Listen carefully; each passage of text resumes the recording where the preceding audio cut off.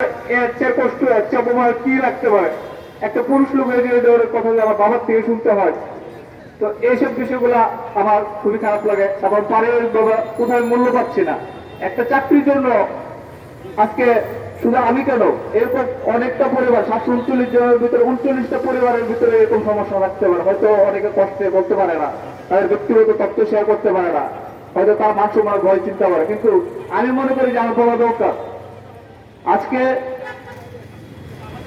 4টা বছর পর 5টা বছর হয়ে গেছে প্রায়, অথচ এই অযোগ্যতাটা তো আমাদের নয়।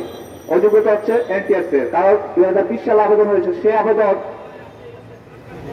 আমাদের প্রিলি পরীক্ষা দিয়েছিল, ডেট দিয়েছিল মে মাসে। তো মে মাসের জায়গায় ওরা যেহেতু স্থগিত করেছে করোনার কালে মার্চ মাসে, তো সেই পরীক্ষাটা এরা 21 সালে নিতে পারত। তো 21 সালে আমরা মানববন্ধন করেছি। আমি প্রথম মানববন্ধন তখন ছিলাম, ওই কমিটিতে আমি ছিলাম। কিন্তু তখন আমরা বারবার ওদেরকে আমরা স্মারকলিপি দিয়েছি, মানববন্ধন করেছি।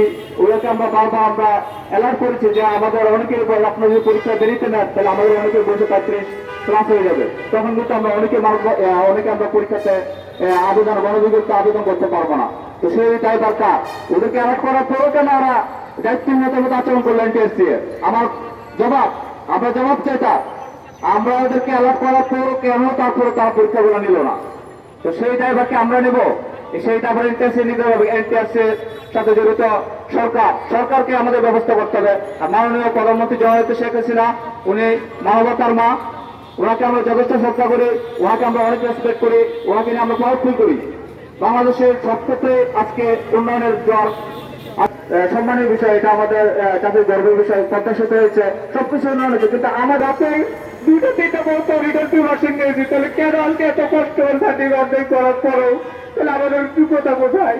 আজকে আমাদেরকে কেন অযোগ্য ঘোষণা করা হচ্ছে এবং আমাদের কেন প্রমাণ করা হচ্ছে আমরা বাঁচার অধিকার নাই, আমাদেরকে রাইট নেই, আমাদের মেধার কোনো কি মূল্যায়ন নাই, আমাদের মেধার কোনো দাম নাই। আমরা কি অপরাধ করেছি?